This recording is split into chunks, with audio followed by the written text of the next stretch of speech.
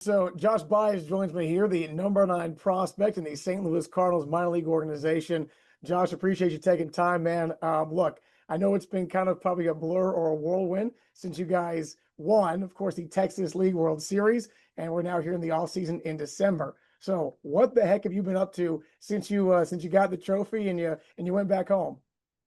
Yeah, so after the season, it's really just been time with family.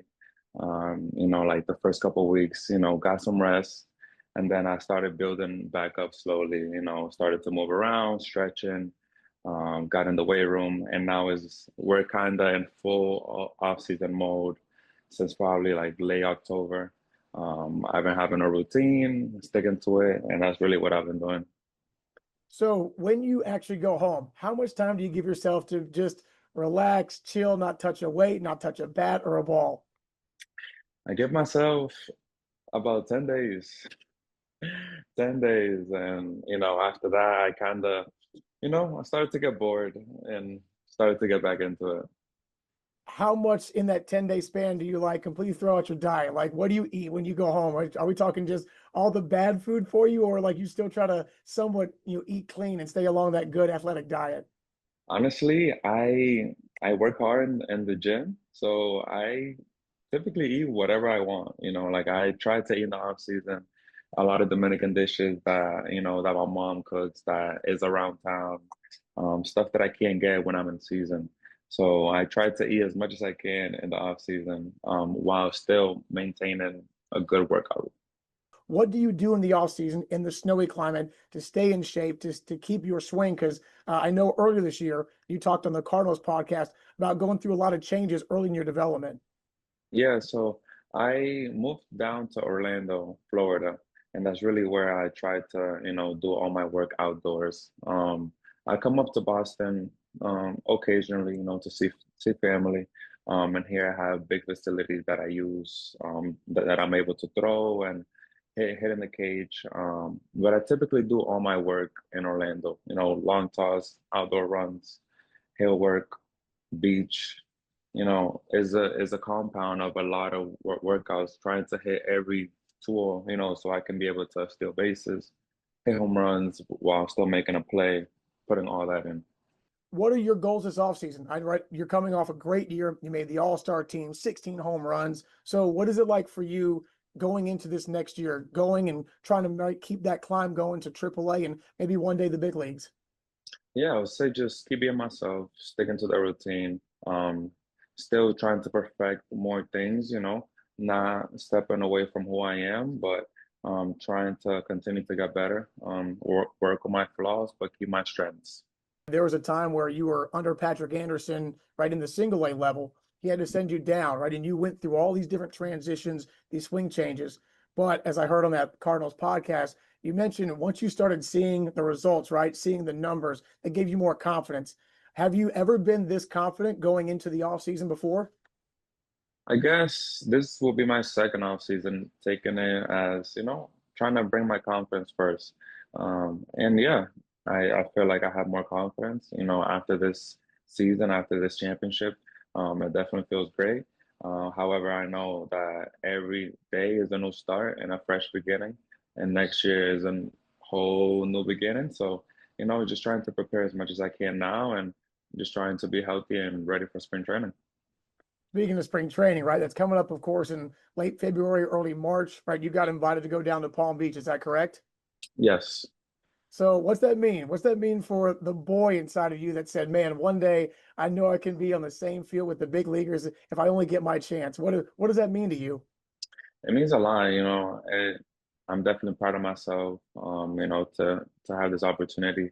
But definitely going over there with open mindset, trying to soak as much as I can. Showing up early, that's the plan, trying to stay late, ask questions, and just really just trying to gather as much information and watch how they go about their work, because that's the people that I want to surround myself with. So, just taking it in and hopefully it lasts a long time. Is there any certain player that you really want to pick the brain of or players while you're down there? Everybody I just want to just be around them.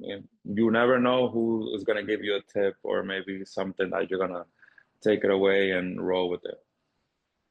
You know how special this Cardinals organization is, right? You see obviously how much they invest in the development of their players in the system, right? They don't go out and trade a lot of guys to try to to try to fill holes. So what's it mean to you to know that so many guys come through Springfield that are on the roster that you're going to be playing with in spring training? No, yeah, like I just feel like like this is the next generation of the St. Louis Cardinals. The org is believing in us, and and is believing in the farm system, and they know that this is potentially the players that could make a big impact in the big leagues in the next couple of years. With Kyle Bloom now at the helm for operations of things, right? He really wants to get the most out of the players, right? There are some maybe expected changes and shakeups in the roster. Why do you believe that now could be more of a transcendent time than a concerning time for Cardinals fans when it comes to the direction of where this team can go? No, yeah, like I just say, just be patient. Know that this is a process. But this is how championship teams are made. Like you have to build from the ground up, and I feel like building a good foundation is just gonna keep us in the playoff run, and give us a lot of years of championships and wins for the fans. And we have to start with with the foundation, and it starts with the team that's already in the big leagues, but just add in a couple factors. Hopefully we can make it all happen. Your foundation, you and of course your boy, Leonardo Bernal, right? Again, right? You guys know each other very well, both Dominican guys, both played in the league. What does it mean to be able to share the same success, right? Getting selected to go to spring training and playing on a championship team when you guys knew how tough it was in the beginning, getting out of the South American League. It's fun. It's fun. Like I've been playing with Bernal since rookie ball, and we've kind of been climbing the ladder together. So, I was super happy when he was also put on the 40 man this year. I called him that same day. He was in Panama. It was just really cool. And yeah, just having him next to me, hopefully in spring training, we can just lean on each other. And we know each other when we're doing good and when we're doing bad. So, like that's just a person that I'm gonna have the confidence to, to speak with, and hopefully we can continue to climb this ladder and play in St. Louis hopefully soon.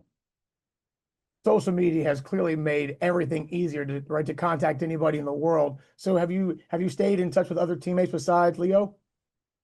Yeah, I've talked to a couple guys from high A, talked to Chase Davis a lot, and Zach Levinson, like guys, who were in Springfield, a couple guys from high A, but yeah, like that's really been the group that I've talked to. What is it about Patrick Anderson that made him not just a great manager, but a great guy to play for? Yeah, he's tough on his players. He's tough on his players. He wants excellence, and he wants to get you ready for the big leagues. That is really how he goes about his business. He will tell you things how they are, and he wants to make sure that that you're ready for the moment, and that the moment is not too big for you. How hard is it to have fun in this game when you're not doing so well, right? Like, what do you do to make yourself go, hey, I love this game and I want to keep trying to get better, even though things aren't great right now? I guess just looking back and just know where you come from, like that's all, like that will always be a fuel for me or for anybody, Maybe things are not going well right now, but has it always been like this? Probably not. So, just knowing that this is a process, you're gonna go through downs and ups, and just staying confident, trying to be positive and just keep working. Things are gonna change eventually. Overall, what did you think of Springfield as the town, as a baseball town, and the fan base that came to support you guys in this championship season? I love Springfield. It was a great time over there. The fans are so supportive. They come out every single night to support the guys, even on rain delays. They stay after. They came to Hammons Field after we got back from Midland. That was huge for us. We did not expect that. Just really, really good fan base. Really supportive, and they're just great. So all the props to them for being there all season long. We got Christmas coming up. New Year's is right around the corner. Where are you going to spend it? You're going to stay in Orlando, or are you going to go back up to Boston and see family? I'm currently in Boston right now, so like I'm gonna head back down to Orlando, spend Christmas and New Year's over there. Continue to work. It's really cold here, so I'm gonna get back to the warm weather. I know you mentioned the word work so much, which only means that you're going to be successful from it. But do you ever just want to, right, take another 10-day break and go, man, if I could take a week off and just, right, hang at the beach or just chill with my boys? Or is it just, hey, this is the process you have to take because there's no shortcuts? It's a sacrifice. Like that this is temporary, and this is the off season. Like you can take it how you want to take it. You can either take time to relax, or you can focus on your future. And this is an investment and a sacrifice for the future. Not that I don't have fun and I don't take time to enjoy myself or be with my family, because I do, but just know that this is the time to work, and maybe I'll give myself a couple days later. But right now we're focused. Living in Orlando now, right? There's a very diverse flavor in that city. Give me one of your favorite restaurants you've gone to that might remind you of a taste of home. Perico Ripiao, that's in Kissimmee. Yeah, they have really good Dominican dishes over there, and they have live music. I go there every once in a while. Personal favorite from back in the day is a place in Orange City. It's called Lelo's. And man, talk about good food over there, more Puerto Rican flavor. But yeah, that Mhm. bro, Kissimmee, Orange City, the whole area, it's good Yeah, food, right? it is. All right, It is. Josh, lastly, again, 2026, right? We hope it's going to be the biggest and best year for you. What is one thing, that either you've written in your phone, you put on your mirror? What's the one major thought in Joshua Baez's mind that says, hey, 2026 is going to be my year because? By myself, I enjoy the moment and I have fun. You know, the other things will take care of themselves. That's what I'm doing right now. I'm preparing myself. Later, when it's time to work, it's just time to have fun and just let all this work just unfold and just enjoy it. Thank you so much for taking time for me, man. I know you're a busy guy, so appreciate it. Please stay safe the rest of this year, and we'll see you in the new year. All right. Great. Thank you so much.